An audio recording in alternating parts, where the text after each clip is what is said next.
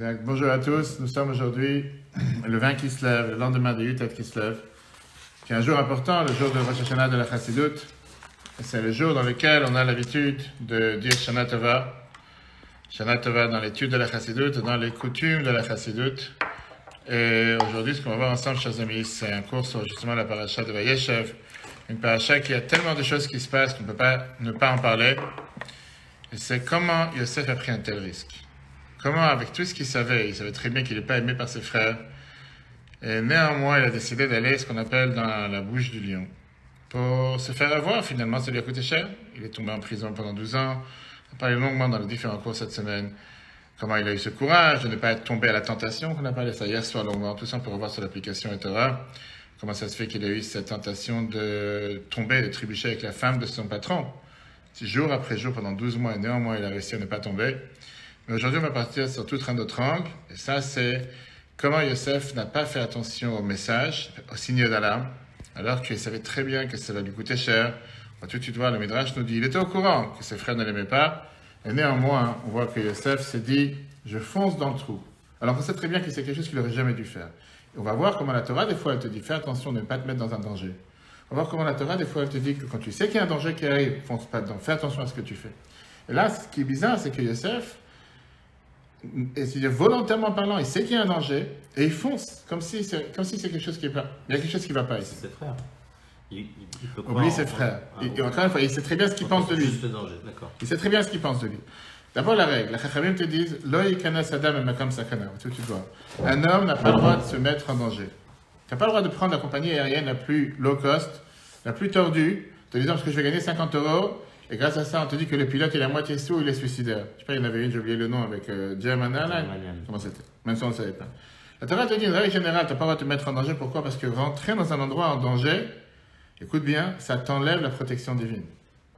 Ça t'enlève la protection que Dieu te protège.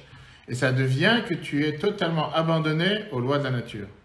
Malgré qu'on sait très bien que le monde, il est géré avec l'Ashgacha pratique, la providence divine. Et ça, c'est ce qu'on apprend justement dans la Chassidut. En ce grand jour, comme je disais dans le cours de Tania tout à l'heure, que si on n'aurait pas eu la Chassidut il y a 221 ans, on n'aurait jamais pu faire, on n'a pas pu imaginer le monde juif aujourd'hui sans Chassidut. Néanmoins, on sait très bien que la Torah, elle te gère, elle te dit que le monde, il est géré avec des règles, punition et récompense. Néanmoins, quand tu rentres en danger, c'est comme si tu as décidé volontairement de te mettre en danger, ça fait que tu es totalement abandonné pour toi-même et tu peux être touché, même si tu as des bonnes actions, ça ne sert à rien. Tu n'avais pas qu'à te mettre en danger. C'est ta faute. Tu sais que c'est un danger, ne va pas te mettre en danger. Alors, est-ce que pour ça, il ne faut pas faire le grand 8 quand tu es astérisque? Je ne sais pas si c'est un danger ou pas. La Gemara te donne une histoire. La Gemara Chagiga, page 4b, tu la parles chez toi. Il y avait une fois l'ange de la mort qui l'a envoyé son ange, son envoyé, en lui disant, va me chercher Myriam, celle qui coiffe les cheveux. Une mission qu'il a donnée. Il est parti, il a tué involontairement Myriam, celle qui s'occupait d'enfants. La Gemara te raconte cette histoire. L'ange de la mort a demandé à son envoyé, comment tu as fait de prendre une femme qui n'avait pas un décret de partir de ce monde aujourd'hui. Pourquoi tu l'as enlevée, cette femme, aujourd'hui? Il a dit parce qu'elle était à côté du four en train de faire un pain. Et elle s'est brûlée parce que la baguette qu'ils avaient allumée pour allumer le four, à l'époque, comment ils les allumaient, je ne sais pas si c'était des allumettes ou quelque chose, elle s'est brûlée. Puisqu'elle s'est déjà mise en danger, j'ai profité de l'occasion pour lui faire un deuxième coup de vie, si on peut dire. Histoire que la Gemara raconte. Regarde le Sefer Achinoch. Regarde le Sefer Achinoch, le Mitzvah 586. Malgré que Dieu il est mashgiach, le pratem d'Adam, Dieu il fait attention à chaque être humain. Et tout ce qui se passe avec chacun d'entre nous, nos mérites ou contraire, ça dépend de Dieu. Un homme doit faire énormément attention. De ce qui se passe dans le monde. Dieu a créé le monde et l'a construit sur les bases des règles de la nature. Et Dieu il a décrété que le feu brûle. L'eau éteint la flamme. La nature te dit, que si une grosse pierre, un rocher tombe sur la tête de quelqu'un, la tête cette mocho, elle va écraser sa tête. Il n'y a pas ici protection divine. Comme on n'a pas dit quand tu t'es pas mis en danger. Tu vas mis en danger en temps normal, Dieu protège. C'est une phrase que l'on dit répétée des centaines de fois. La halakha te dit, on ne s'appuie pas sur un miracle. Bien sûr que depuis le départ, on demande à Dieu de nous aider. Mais de volontairement se mettre en danger et dire, il ne va rien m'arriver, non. Si tu cherches à t'appuyer sur un miracle, tu n'auras pas le miracle. En temps normal, on prie à Dieu d'avoir des miracles tous les jours, et pourquoi pas. Mais de l'autre côté, c'est pas pour ça qu'il faut jouer le malin, comme on dit. Tu veux sauter du 10e étage, puisque je suis parti pour faire un minyan, Shachari, Dieu va me protéger. Non, il ne va pas te protéger. Saute pas du 10e étage, il te protégera. Donc la question qu'il demandait, comment Yosef, qui était un tzaddik, il a abandonné sa vie pour entrer, ce qu'on appelle dans la bouche du lion, alors qu'il savait pertinemment la haine de ses frères. Comment il peut dire à son père, pardon, Hineni, me voici, j'y vais, je fonce. Donc tu dois, on a parlé ça longuement lundi soir à Marseille pour voir pourquoi il a rajouté le mot lo, le lamved. On va dans un replay sur l'application et Torah. D'abord l'histoire. Qu'est-ce qui s'est passé? Vayeshev, c'est l'histoire la plus longue de toute la Torah. C'est une histoire qui dure sur 3 semaines. Vayeshev, Miket, Vayigash. Mis à part le fait que ça fait 7 semaines qu'on a parlé de Yaakov, là on a une histoire qui dure sur 3 semaines. Et on va dire que c'est l'histoire du siècle. Il n'y a pas une histoire dans la Torah qui est aussi longue et qui est aussi détaillée. Et qui te parle le malheur qui s'est passé dans la maison de Yaakov. D'abord, entre les frères, il y a ce grand débat, il y a cette grande haine entre les frères, qui fait qu'il y a un détachement entre une partie des frères et Yosef et la Torah. Tu dis à 3 reprises, Vaïs, Neoto, ils l'ont haï. On n'a jamais vu ça ailleurs. On dit une autre fois, Kinubo, qu'ils ont eu une jalousie contre lui, c'est la paracha de cette semaine, Vaïkanubo Echav, que les frères de Yosef ne pouvaient pas le supporter. Parfois on dit c'est pour ça que tous les Yosef, je m'appelle aussi Yosef, il y a des gens qui ne supportent pas, des fois. Et une autre fois, la Torah te dit, Lo yochlu d'abro le shalom. Vous ne pouvez pas parler avec lui de paix. Un jour, les 10 frères, ils vont paître, ils vont aller pour s'occuper du troupeau de la famille à Shrem. Et ils ne sont pas encore rentrés.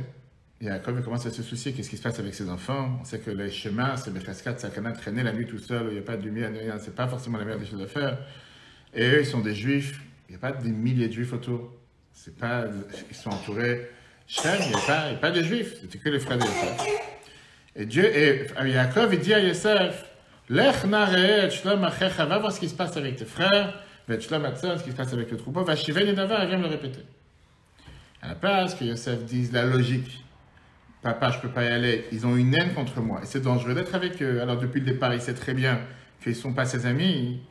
Yosef, il dit à son père, Hineni, me voici, je fonce. Yosef, il descend, et il n'est pas revenu. Il n'est pas revenu à la place, ses frères reviennent avec une tunique pleine de sang, en disant au père, une bête sauvage a dévoré ton fils, Yosef, une bête sauvage l'a mangé. Regarde, ça c'est Bereshit, 37, on ne peut pas le refaire dans le texte. Et la question qui dérange, comment ça se fait que Yosef a pu se mettre en un tel danger? Le Midrash continue et dit qu'à chaque fois que Yaakov a rêvé de ce mot, Hineni, me voici, il avait ses entrailles qui se renversaient en disant, comment Yosef n'a pas pris conscience du danger? Comment il a pu partir alors qu'il aurait pu facilement dire non, tu sais, ton père t'a demandé quelque chose, oui ou non, je ne peux pas le faire, je ne peux pas le faire. Regarde le Midrash Rabbah, Bereshit Rabbah. La fin du 1, oui, au milieu du 1, il te dit,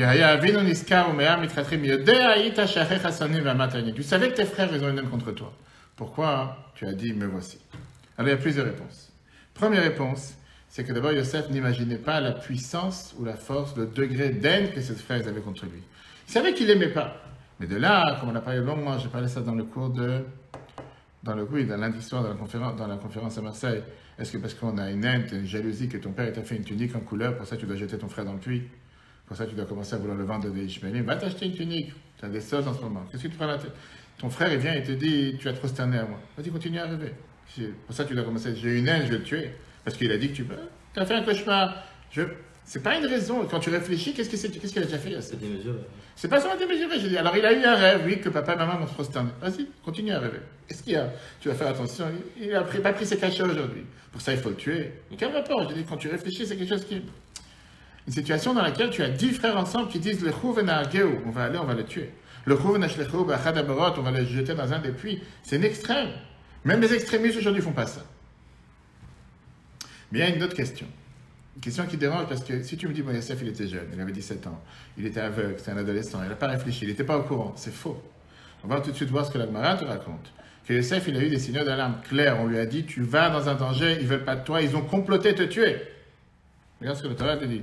Yosef, il a eu d'abord, ce n'était pas quelque chose qu'il n'était pas au courant, il savait très bien dans quel puits il va.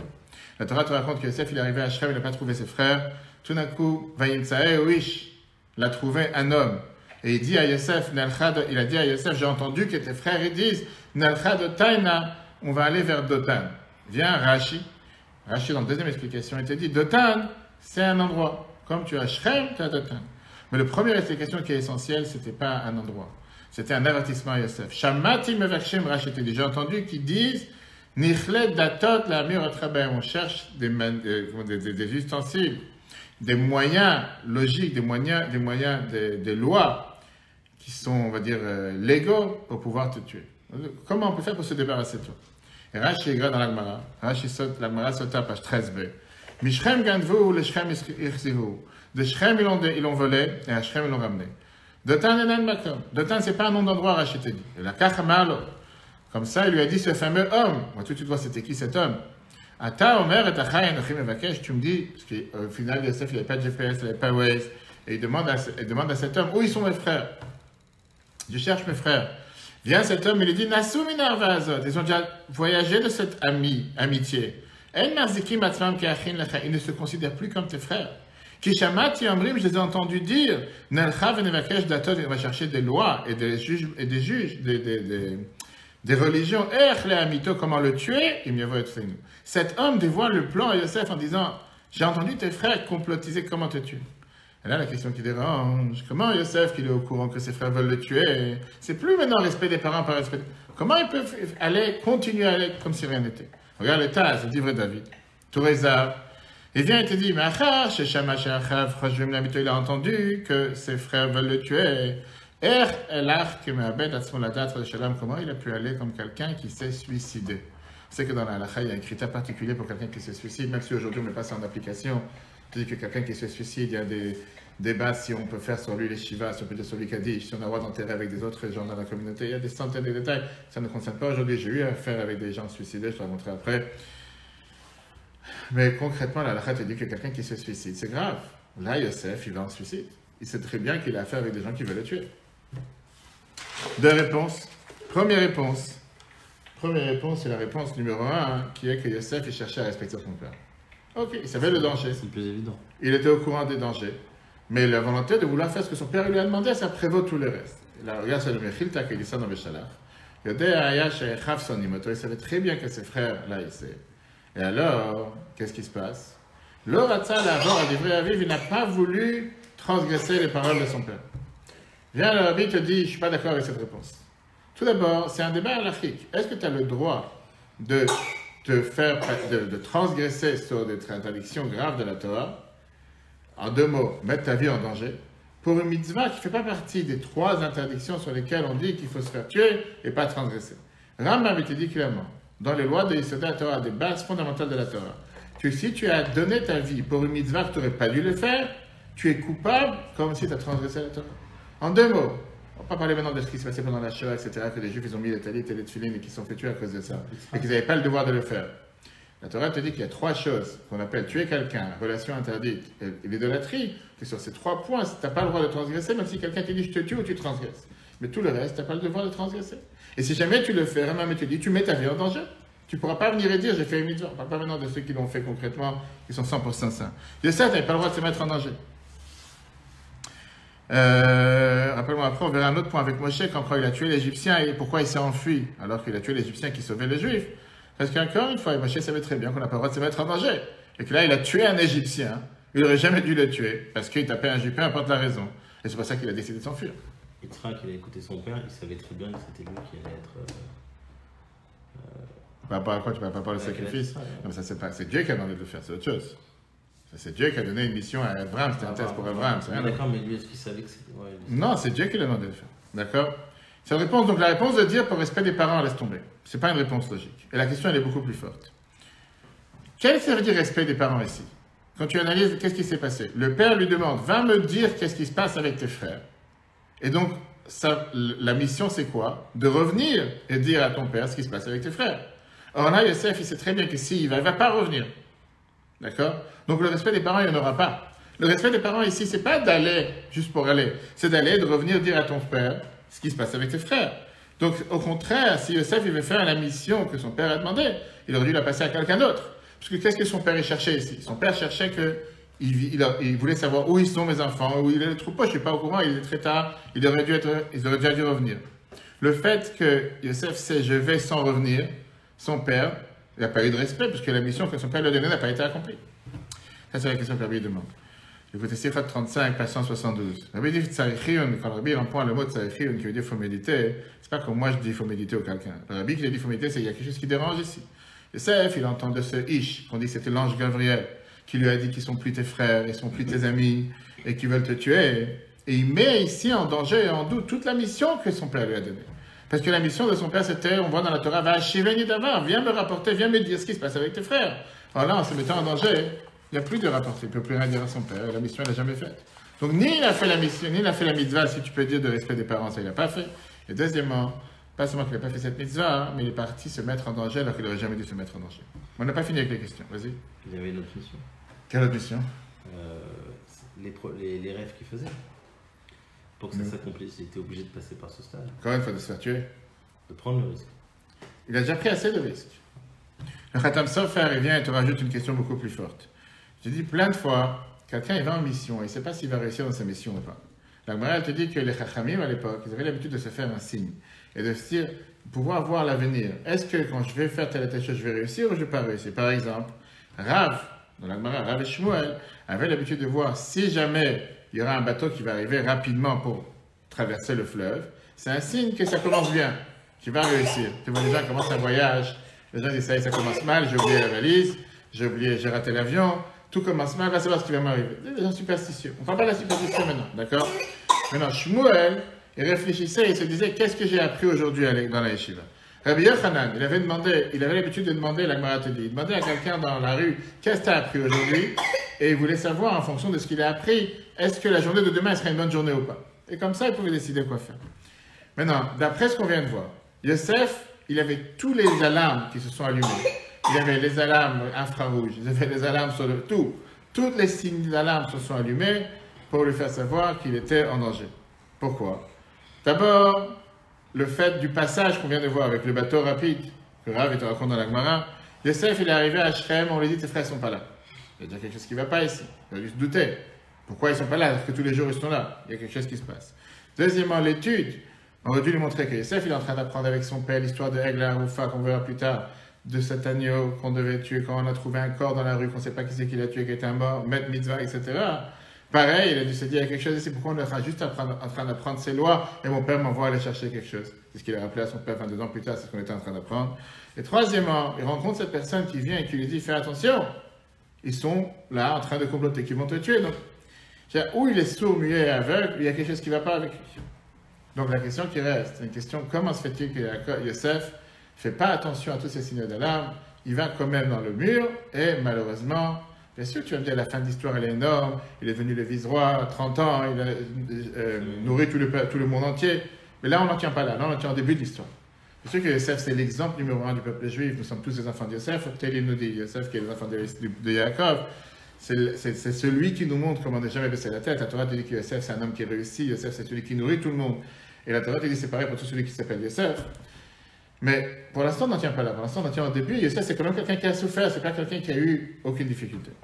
Avant de rentrer à tout ça, commençons d'abord à débattre d'une question qui dérange. Quand quelqu'un qui apprend le Chumash, la paracha de cette semaine, et qui n'a jamais appris la Torah d'abord, il y a quelque chose qu'il ne peut pas supporter. Comment une telle haine entre frères? Pas seulement entre frères, on te dit entre enfants de Jacob, 11 frères qui ont grandi dans la même maison, du même père, peut-être pas de la même mère, mais c'est du même père, peu importe. Comment tu peux avoir une telle abomination, un tel rejet, à tel point de vouloir tuer ou vendre un enfant comme une paire de chaussures? Je connais malheureusement même dans la communauté des gens qui ne s'aiment pas. C'est pas pour autant qu'ils vont aller s'entretuer. Ils vont dire, je ne parle pas avec toi pendant 20 ans, très bien. Mais de là à aller se tuer, de là à aller vouloir le jeter comme une serpillière, c'est quand même ton frère. Je dis, tu ne vas pas faire ça à un étranger. Pourquoi à ton frère tu vas faire une chose pareille? On a l'habitude de voir des conflits. Où tu as vu ça jusqu'à présent? Esav et Jacob. Qu'est-ce qui se passe? Il a voulu le tuer quand il a voulu, est-ce qu'il l'a fait? Il n'a pas fait. S'il n'avait pas pu. Qu'est-ce qu'il n'a pas vu? Rivka. Si s'était pas cassé les dents, il aurait. Non, mais avant ça, Rivka, elle a envoyé Jacob se sauver parce que son frère voulait le tuer. Je pense que Esav ne pouvait pas aller le courir derrière. Il a voulu, c'est une chose, non pas ce qu'ils ont fait, non pas de ce qu'ils ont voulu. Caïn et Abel, je suis tout à fait d'accord, mais ça n'a pas duré longtemps. Ouais. D'accord, là tu as 11 frères, c'est ça que je dis. Ils sont tous dans le même complot. On peut rentrer dans les détails. Rouven, il est parti prier, il est parti jeûner, il n'était pas là pour le sauver, etc. La Gemara vient te dire, et ça c'est une réponse énorme. C'est une réponse énorme pour tous les parents. C'est ce que j'en parle longuement. La Gemara te dit que pourquoi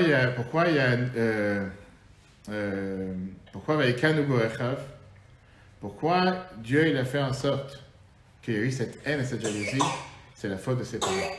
Le fait d'avoir fait du favoritisme entre un enfant et les autres, ça a causé cette haine qui a dégénéré entre les frères et Yosef. Je m'arrête de dire, je sais pas comment tu vois. Le fait que parfois les parents ils font une différence et qu'ils ont une préférence pour un enfant sur les autres enfants. Et quand ils ont vu que Jacob, il a du favoritisme pour Yosef plus que les autres, par ça qu'il a donné cette tunique, alors qu'ils auraient pu s'en acheter, mais pas importe, il a donné cette tunique. Et en plus, il raconte ses rêves. Là, la haine, elle a dégénéré, elle a explosé. Et la Torah nous dit une autre chose. Vayave Yosef et Dibatam Ra el Avim. Yosef allait rapporter à ses parents sur leur faiblesse. Yosef continuait à envenimer la haine. Il savait qu'il n'aime pas. Qu'est-ce que tu te mélanges? Qu'est-ce que tu vas parler avec lui? Là, c'est tranquille, ne les fréquente pas. Mais à la place, ça veut dire que les frères, ils ont vu que Yosef, c'est un danger de survie pour nous. C'est un colporteur, c'est un rapporteur. C'est celui qui fait que notre père nous aime pas autant qu'il aime. En tout cas, c'est le voyou, c'est la bête noire de la famille. C'est ce qu'il dit dans Bereshit. Regarde dans chapitre 3, Bereshit, chapitre 37. Yosef a 17 ans, il va apparaître avec les troupeaux de son frère. Il y avait Yosef a dit, Rashi nous dit, Kol Ra'ash Hayare Bechav, tout le mal qu'il voyait dans ses frères, les filles de Léa, les fils de Léa et Magid de Aviv, il disait ça à son père. Par exemple, il disait à son père, il mange un membre d'un animal vivant. Mais Azim ibn Ashfachot, il se moque des filles des servantes pour les appeler des esclaves. Chachudim al Harayot, il craignait qu'ils transgressaient des relations interdites. Et il a été frappé par exactement ces trois choses. D'abord, ils ont abattu un animal pour tremper sa tunique, ce qui disait qu'il mangeait des animaux, un morceau des animaux vivants qu'on n'a pas le droit. Sur ce qu'il a dit à ses frères et qu'il a dit à son père, les mauvaises choses que ses frères faisaient, il a été vendu. Et sur les relations interdites, il a eu la tentation de tomber avec la femme de Potiphar. Alors tout celui qui lit ça, il se dit, d'un côté, c'est dur de dire, de croire que Yosef, il a inventé ces choses-là. Pourquoi il a réinventé des choses? Qu'est-ce qu'il a juste, il n'a rien à dire, c'est quelqu'un qui, des fois, on dit des gens qui, comment on dit ça en français, des gens qui fabulent, qui rien dans la tête. J'ai vu, j'ai entendu, des gens qui aiment parler des autres, numéro 1. Numéro 2, si c'est vrai ce qui se passe, quel mal qu'il dit ça à leur père? Il ne veut pas qu'il fasse des avérotes, il ne veut pas qu'il fasse du mal. Il veut qu'il dise, pourquoi il dit ça à son père? C'est quoi son but? Pour que son père, il dise au frère, pourquoi vous faites telle et telle bêtise? C'est le père. Pour qu'il dise de ne pas faire telle et telle bêtise, de ne pas faire telle et telle erreur. Et ce qui dérange, c'est que la réalité, comment on peut dire que les frères de Yosef font de telles erreurs? Encore une fois, on te dit que c'est des tzadikim. Est-ce que les enfants de Yaakov vont manger un membre d'un animal vivant? La pensée qu'on ne le mangeait pas, que c'est une cruauté que même les Noach à l'époque ne faisaient pas, les enfants de Noach. Est-ce qu'on peut penser qu'ils vont avoir des relations interdites? Je dis, qu'est-ce qui ne va pas ici? Le commentateur donne une explication intéressante. Que parmi les shvatim, parmi les tribus, il y avait un débat halachique très intéressant. Le débat halachique, il était justement sur ces trois domaines. Ce n'était pas juste ici une famille qui est en train de se déchirer. Mais c'était un débat halachique qui a déchiré la maison de l'intérieur. Tout le dossier, toute la conférence de Marseille, basée justement sur cette approche différente du monde, entre la ségrégation, l'isolation, et entre ce que Yosef qui a été pour inclure, être inclusif, inclure le monde, agir sur le monde, ne pas se séparer du monde. Très riche, écoutez la conférence, parce que c'était tout un dossier intéressant qui montre que celui qui a voulu vivre de manière intégrée, de manière séparée du monde, qui était Yehuda, c'est lui qui a fini par tomber avec une prostituée, soi-disant. Yosef, qui était celui qui, sa vision des choses était d'être ouvert au monde, c'est celui qui a su se retenir et pas tomber au piège. Qui montre qui est celui qui a réussi au final. C'est de Marseille, lundi soir. Yosef était très étonné par rapport à leur approche halachique. De l'autre côté, on parle ici d'un débat légitime entre les frères, qu'on va tout de suite voir. Et ce débat légitime, c'est un débat qu'on ne peut pas dire « Ah, il a raison, ah, il a tort », en tout cas à l'époque. Ces juifs, les 12 tribus, les 10 tribus, eux, ils disaient « Qu'est-ce que ça veut dire juif ?» Juif, c'est après des juifs. Et c'est vrai, ils avaient raison sur ce point. Et donc, du fait qu'on n'est pas des juifs, pour ça, ils ont décidé qu'on a le droit d'abattre un animal, par ça qu'on peut lui arracher des membres avant même de le tuer. Deuxièmement, ils se moquaient. Et pourquoi? Parce qu'ils disaient que le fait qu'elle a du sang qui coule déjà, elle est considérée morte et d'après la Torah c'est permis. Seulement les Chachamim, ils ont interdit. N'oublie pas que la Torah n'a pas encore reçu. Deuxièmement, ils se moquaient des servantes parce que Rachel et Léa, ils se sont mariés avec un vrai mariage à Yaakov. Parce qu'il a travaillé pour eux, etc. Alors que les servantes, c'était juste qu'ils étaient présentes pour lui. Et chez les Juifs, c'est appelé des concubines et pas des femmes. Et donc, ils se sont dit, oui, c'est vrai qu'ils sont moins importants. C'est vrai qu'ils sont moins importants que, comment on appelle ça, que les femmes. Non, qu'est-ce qu'ils c'était, en quoi ils se moquaient?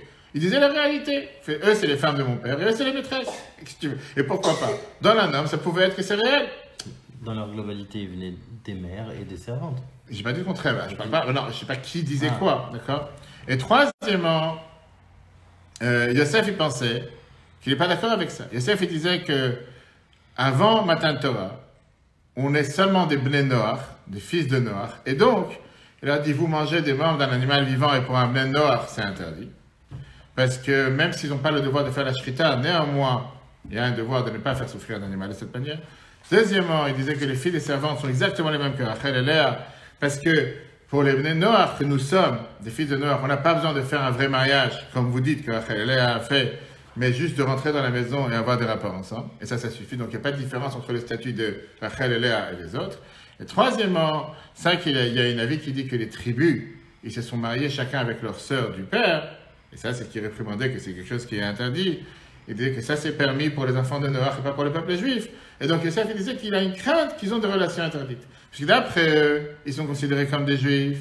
Et s'ils sont considérés comme des juifs, comment ils peuvent se marier avec des sœurs du père? C'est quelque chose qui n'est pas logique. Et ils se sont dit qu'on pouvait, parce que c'est des filles de Canaan, c'est pas de la région, encore une fois, la Torah n'est pas encore donnée, c'est pas forcément des relations interdites. L'idée de tout ça, c'est quoi? C'est que il y a ce débat halachique entre eux, et pour pouvoir garder ce débat halachique, chacun considère l'autre un ennemi. Toi, tu as 100% tort, et moi, j'ai 100% raison. Et on voit ça, malheureusement, encore une fois, aujourd'hui. J'ai parlé longuement, encore une fois, dans la conférence à Marseille, comme quoi aujourd'hui, grâce à Dieu, 221 ans après qu'on a reçu la chassidoute, l'opposition à la chassidoute est totalement effondrée. Mais à l'époque, imagine-toi que le tsar Paul ou les autres auraient réussi à abattre l'Admor Azakin, que Dieu nous en préserve, où aurait été le monde aujourd'hui, le monde juif sans chassidoute, sans Chabad, c'est même impensable. Mais à l'époque, tu avais ces juifs religieux que dans leur tête, c'était la plus grande haine contre le peuple juif. C'est une histoire. J'ai parlé de ça de quelques amis cette semaine. Il y avait un juif, Chaim Gutnick, un Schleer terrible, il était le grand rabbin d'Australie. Il est décédé il y a une vingtaine d'années, je pense. C'était un orateur numéro 1 au monde, comme le grand rabbin là aujourd'hui. Vraiment quelqu'un qui parlait à merveille. Et il avait l'habitude de parler longuement avec le rabbi sur des sujets mondiaux, pas seulement l'Australie. Il a demandé une fois au rabbi une question suivante. Il a dit, ça me dérange une chose. On a dit qu'au temps du premier temple, les Juifs, le temple a été détruit à cause de 3 péchés graves, l'idolâtrie, relation interdite, et tuer des gens. Et c'est pour ça que le temple a été détruit. Le deuxième temple, il n'a pas été détruit à cause de ces gros péchés si graves, il a été détruit à cause de la haine gratuite. Il a demandé au rabbi, comment se fait-il qu'il y a des Juifs religieux qui ont une haine contre Lubavitch? Ça leur dérange les miftzahim, les campagnes de mitzvot que le rabbi a... Qu'est-ce que le rabbi a demandé? De mettre les tefilines à des Juifs? Qu'est-ce que tu vas critiquer une chose pareille? Que quelqu'un est parti demander à un autre Juif dans un mariage de mettre les tefilines? Pourquoi tu dois voir ça de manière mal? Que quelqu'un a demandé à une femme d'allumer les bougies de Shabbat? Pourquoi c'est mal? Et à l'époque, aujourd'hui, c'est grâce à Dieu, ça s'est estompé, ça presque n'existe pas. Mais à l'époque, il y a 30-40 ans, c'était vraiment dur. Tu avais des juifs plus religieux avec des longues barbes, des longues pêches, qui étaient prêts à tuer des gens qui allaient faire des mitzvot pareilles. Ça s'est passé. Donc il dit, mais pourquoi ils ont une telle haine? Pourquoi des juifs religieux vont avoir une haine contre eux? Le rabbi a dit, regarde la différence avec les deux temples. Au niveau du premier temple, on dit qu'il y avait tous les éléments, il y avait l'arche sainte, il y avait la menorah, il y avait des éléments qu'il n'y avait pas dans le deuxième temple. On dit que les juifs sont tombés avec les plus gros péchés sur terre. Au deuxième temple, il manquait pas mal d'éléments qu'il n'y avait pas dans le premier. Les juifs ne sont pas tombés à cause de ils sont tombés à cause de la haine gratuite. Je dis, quand le Satan, quand les forces du mal, ils voient que quelqu'un, que la Gdusha, la sainteté, a un niveau tellement élevé, à ce moment-là, il ne peut pas s'attaquer juste avec disant fais un péché. Il faut qu'il prenne les péchés les plus lourds et faire tomber une personne avec ses péchés les plus lourds. Au temps du deuxième temple, qu'il n'y avait pas un niveau de Gdusha si élevé, automatiquement, le Satan n'était pas si fort. Le rabbi dit comme ça. Comme le Satan a vu que les Mifsaïm, les campagnes du rabbi sont tellement riches et qu'ils ont fait revenir des centaines de milliers de juifs à la Torah, mais c'est la réalité, il faut forcément qu'ils s'attaquent à ça. Mais comment il va s'attaquer? Pas avec des non-juifs. Il va prendre des juifs religieux, des juifs pieux, qu'eux, ils vont s'attaquer à ces choses-là. C'est la même des choses qu'il faut continuer. C'est la parenthèse. C'est exactement la même chose, mais avec le temps de Yosef, tu avais cette approche entre les deux qui étaient deux ennemis. Ennemis au niveau quoi? Pas juste au niveau argent, au niveau beauté, au niveau halachique. Est-ce qu'on a tel statut ou on a tel statut? Ok. Après, un peu moins si on attend, je raconte une histoire. Une histoire sur le Rambam, sur ce point qu'on vient de voir. Et pour l'instant, il n'y a pas le temps. Le rabbi, il explique quelle est la réponse à la question qu'on a demandé. Et puisqu'on est la veille de Yutet Kislev, là, on vient de finir Yutet Kislev, on est la veille de Chanukah, on va voir comment c'est quelque chose qui est énormément riche. Énormément riche pour comprendre comment agir. Yosef, il savait d'abord très bien où il va. Contrairement à ce qu'on vient de dire. Il savait très bien dans quel danger il va. Yosef, il savait très bien que ça se peut que c'est le dernier chemin qu'il est en train de faire sur terre. Sa dernière destination. Oui, il va vers la mort, clairement. Il n'y avait pas de doute. Mais ça ne le dérangeait pas. D'abord, il a fait ça pour donner sa vie pour le respect des parents. Yosef, il pensait à ses frères et voulait leur montrer qu'est-ce que ça veut dire respect des parents jusqu'à Messirut Nefesh, jusqu'à donner sa vie. Parce que Yosef, il savait que pour faire passer un message, il faut savoir payer cher. Ah, je vais avoir un PV. Ok, Baruch Hashem. Yosef savait, laisse tomber. Qu'est-ce que tu vas faire? Tu vas rien changer. Yosef savait, laisse-nous. Yosef savait que quoi? C'est ce qu'on dit, c'est le Satan qui parle, que pendant un cours, il vient te t'embêter avec autre chose. Alors, ils vont faire leur travail. Yosef savait que quoi? Que pour faire passer un message, tu dois être prêt à payer cher. Ça n'existe pas de vouloir faire passer un message gentiment. Et si ça va te coûter cher, tu peux passer le message. Dans l'histoire de la famille de Yaakov, il y a ici une histoire que la Torah ne raconte pas officiellement, qui est écrite entre les lignes. Les autres tribus n'ont pas respecté le père. Les autres tribus, ils n'ont pas eu une crainte par rapport au père. On voit la colère de Yaakov dans la paracha précédente, quand il y a Shimon et Lévi qui veulent aller décimer ou tuer toute une ville, comme s'il n'y a pas de père dans la famille. De l'autre côté, on voit la haine qu'ils ont par rapport à Yosef, qui est une haine, qui est un manque de respect par rapport au père. Parce que, quel est le problème? Ils ne peuvent pas supporter Yosef parce que le père, il aime plus que les autres. C'est le père qui l'aime, pas quelqu'un d'autre. Ils peuvent aller voir le père. En deux mots, s'ils ont un problème, pourquoi il faut se retourner vers Yosef? Retourne-toi vers eux, pas vers Yosef. D'accord? Troisièmement, l'histoire de Rouven, qui se mélange, il mange la couche de son père, il est lié avec Léa, avec la tante de Rachel, la tante de Bila, pardon, sans demander à son père de quoi tu te mêles. C'est vrai qu'un enfant, il n'a pas à se mélanger dans le couple de ses parents. Et donc, quand tu commences à rentrer dans les détails de ces grandes tribus, il y avait un manque de respect du père sûr. Dans Yosef, à l'intérieur de lui, il avait ce respect des parents. Lui voulait changer l'atmosphère dans la maison. Lui voulait montrer comme quoi le respect des parents, c'est quelque chose qui est énormément important. Et la meilleure manière de le faire, c'est pas avec un discours. C'est de payer pour, que ça te coûte cher pour le faire. De le faire de manière concrète. Yosef, il est parti voir ses frères. Il savait que ça allait lui coûter la vie, peut-être en danger, pour montrer que si notre père, il a dit quelque chose, on doit le faire. Et si ça n'a pas eu une influence sur lui à ce moment-là, s'il va faire, mais c'est votre neuf, et je vais donner sa vie pour ça, peut-être que les gens ils vont commencer à réaliser que c'est quelque chose que je parle du sérieux, c'est pas juste que je suis en train de le dire, mais il ne faut pas le faire. Je le fais concrètement à tel point que quelque chose ça peut coûter la vie, je le fais. Tu vas me dire, alachiquement parlant, il n'a pas le devoir de le faire. Comme on l'a vu tout à l'heure. On sait très bien que le respect des parents, c'est pas une des mitzvot qu'il faut faire, en règle générale, pour se faire tuer dessus. Mais ça, c'était un chassid qui cherchait à faire les choses, l'ifnim mishoratadin, mieux que la règle de l'âme, qui veut dire, un chassid, c'est quoi? Un chassid, pas un excédzel, un chassid, c'est quelqu'un que la Torah te dit, on dit quand on coupe les ongles, on dit qu'il y en a un qui les enterre et un chassid, il les brûle. Ah, on n'a pas le droit de brûler quelque chose qui vient de ton corps, mais on dit qu'un chassid, il les brûle de peur qu'une femme enceinte marche sur un ongle et qu'elle peut perdre son enfant. Et pourquoi un chassid, il est prêt à se faire du mal pour sauver une femme juive, ça vaut la peine de se faire du mal. Un chassid, c'est quelqu'un qui va toujours faire les choses mieux, l'ifnim mishoratadin, mieux que la règle. Donc c'est vrai que la halakha, elle te dit qu'il n'a pas besoin de le faire. Mais Yosef, il se dit, si là aujourd'hui je vois une faille, je vois une défaillance, je vois un système qui n'est pas normal, je vois qu'est-ce qui se passe avec mes frères, avec, pas la haine, mais avec le manque du respect des parents qu'ils ont, il faut que je fasse mes sirut nefesh, il faut que je donne mon âme sur n'importe quelle mitzvah pour montrer. D'ailleurs, c'est là la réponse à ce que je t'ai dit tout à l'heure, que c'est vrai qu'on dit que, halakhiquement parlant, il n'y a que 3 mitzvahs sur lesquelles il faut donner sa vie. Mais comment se fait-il alors que tous ces juifs pendant la guerre, avec des talit et des tefilines, sont fait fusiller? Ils n'avaient pas le devoir, ils auraient pu très bien ne pas les mettre, pas faire Shabbat. Combien de chassidim se sont fait tuer parce qu'ils n'ont pas voulu travailler Shabbat? Combien on leur a coupé des mains, ou coupé des doigts parce qu'ils ne voulaient pas écrire à l'école Shabbat? Tu n'as pas le devoir de le faire, c'est pas Shabbat, c'est pas une mitzvah. Tu dois donner ta vie dessus. Mais quand on voit qu'il y a une attaque contre le judaïsme, quand on voit qu'il y a une attaque, qu'on veut tout faire pour éradiquer les mitzvot, n'importe quelle personne qui va donner sa vie pour le faire, il a un grand mérite. Ça, c'est ce qu'il a cherché à faire.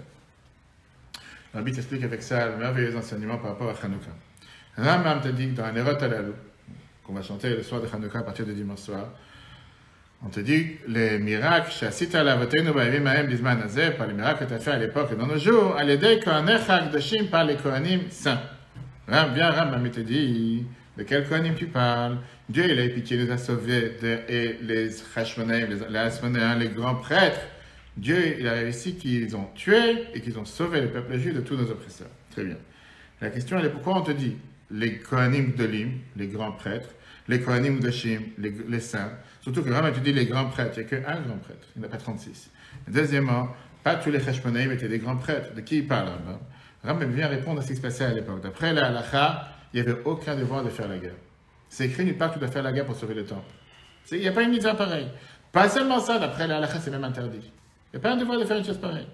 La halakha te dit qu'on doit sortir faire la guerre seulement quand il y a un ennemi qui vient te mettre ta vie en danger. Tu veux attaquer le peuple juif. Comme avec ces terroristes qu'on a encore tués hier, grâce à Dieu, grâce à ça que Dieu protège Israël avec les terroristes que tu as vu qui étaient sur la bande de Gaza, qu'on a attrapé, qu'on a tué par l'air, parce que ça te rapprochait de la frontière.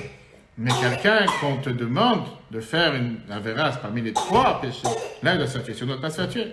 Dans toute l'histoire du peuple juif, on n'a jamais vu qu'on doit se réunir, sortir à la guerre sur une base religieuse. Nous ne sommes pas une autre religion. Ça, c'était la seule guerre dans notre histoire basée sur quelque chose de religieux. Avant, ça n'existait pas. Plus que ça, dans cette guerre, c'est comme Yosef, il n'y avait aucun moyen naturel de pouvoir s'en sortir. On était tellement peu nombreux, on n'avait aucun moyen de pouvoir réussir. Parce qu'on était peu nombreux contre beaucoup, on était faibles contre des forts, on était quelques milliers de personnes sur l'Empire grec. C'est quelque chose qui était impensable. C'était même pas possible de pouvoir se mettre en danger, de mettre en danger la vie de milliers de Juifs sur une bataille qui, depuis le départ, tu sais que tu ne vas pas gagner. C'est exactement le même cas que Yosef.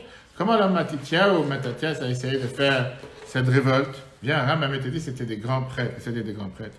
C'était des gens grands. Qui veut dire, Adam Gadol, Chassid Yerushalayim, qui a vu que la situation de la génération était tellement basse. Et il a vu qu'en criant, en disant, il faut se rapprocher de Dieu, etc., ça ne marche pas. Il a le droit de donner sa vie pour faire en sorte que les gens comprennent qu'il faut se prendre en main et qu'il faut agir pour sauver le temps, pour sauver ce que Dieu a besoin. Comme les Hashmonaïm, ils n'ont pas agi pour les Grecs. Le meilleur moyen, le moyen le plus fort pour faire passer le message. Parce que quand tu veux faire un changement, il ne faut pas parler, il faut agir. Comme la Torah te raconte, on verra ça dans quelques semaines, que les 10 plaies en Égypte, ce n'était pas pour les Égyptiens. Les 10 plaies en Égypte, c'était pour le peuple juif. Pour que les Juifs, qui devaient devenir le peuple juif, réalisent qu'il y a un Dieu sur terre. Parce que les Égyptiens doivent plus s'en débarrasser avec un instant. Il n'y a pas besoin de faire 10 plaies pour ça. Ça, on verra plus tard. Et donc la Torah vient te dire, quand tu veux agir, ne parle pas, fais. Et en faisant, c'est comme ça que tu vas faire en sorte de laisser le plus grand impact. On est aussi, comme on dit, peut-être qu'il se lève, et ça, c'est, si on veut dire la réponse, qu'est-ce qu'elle a changé, la Chassidut? Pourquoi la Chassidut a changé sur la planète? Qu'est-ce que la Chassidut a changé? On vient de reprendre le mot Chassid Yerushalayim, qu'un Chassid, il donne sa vie, même quand il n'a pas besoin de le faire. Viens la Gemara, elle te dit, un Chassid, c'est quelqu'un qui fait l'ifnim beshuratadin. Il fait mieux que la règle de l'art. Pour ça qu'on a vu tout à l'heure que pour les ongles, un Chassid, il a besoin de les brûler. Pourquoi il les brûle? Après, tu peux les jeter à la poubelle. Tu veux t'assurer qu'il n'y a pas une femme enceinte qui va marcher dessus, jette à la poubelle, il y en a qui vont les mettre dans les toilettes, peu importe ce que chacun va faire avec. Mais on te dit qu'un chassid, il est prêt à les brûler. Pourquoi? Parce qu'il se dit que puisque, même si grâce à ça, il se met en danger, parce qu'on n'a pas le droit de brûler quelque chose qui sort de son corps, mais un chassid, il va faire plus que la règle de l'art pour ne pas faire un danger à qui que ce soit pour autrui. Quel est l'enseignement? Qu'est-ce que nous apprend la chassidut? La chassidut nous apprend qu'un chassid doit être très rigoureux sur lui, pas sur l'autre. C'est un devoir d'être rigoureux le maximum par rapport à toi, de renforcer ton lien avec Dieu, de servir Dieu, pas faire seulement ce que tu dois faire, mais faire encore beaucoup plus que ce que tu dois faire. Pour toi-même, tu dois le devoir d'être fort et rigoureux pour toi au maximum, parce que tu vas dépasser le minimum syndical que tu as le devoir de faire. Mais de l'autre côté, regarder sur un autre juif, en utilisant toute la force et la rigueur que tu utilises sur toi avec la meilleure bonté sur l'autre. Dire à lui, fais pas, c'est pas pour autant que tu dois dire, puisque tu fais pas, autant que moi, tu vaux rien. Viens, la chassidut, elle te dit que c'est cette force de réveiller l'âme de l'autre, que chaque mot de chassidut vient montrer cette soif, cette passion qu'un juif il a pour se rapprocher de Dieu. La chassidut vient t'expliquer le lien que nous avons entre Dieu et le peuple juif, que même un juif qui est tellement loin de Dieu, il est toujours attaché à Dieu. Et c'est pour ça qu'un chassid, qu'on appelle un pieux, c'est quelqu'un qui, chez lui, il y a cette passion envers la Torah et les mitzvot, transmettre cette passion aux autres. Que n'importe quelle personne autour de lui reconnaisse de vouloir aussi le faire. Je ne peux pas rester sans vouloir faire la Torah et les mitzvot. Une autre raison, Tov, une fois, a demandé à Mashiach, quand est-ce qu'il va venir? Mashiach lui a répondu, quand va se propager tes sources dehors?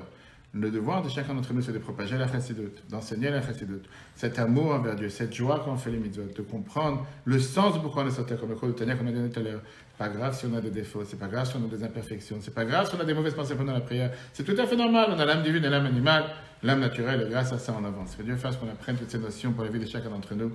On recevra un replay sur l'application ETORA sur Google et Apple. Et si Dieu veut, la semaine prochaine, la lumière de Hanouka, tellement de messages importants qu'on a parlé ce matin, qu'on continuera à parler la semaine prochaine, rajouter dans la lumière, repousser l'obscurité par ça qu'on rajoute la lumière, ne pas s'émouvoir des difficultés. Et si Dieu veut, la semaine prochaine avec Mashiach et Yerushalayim.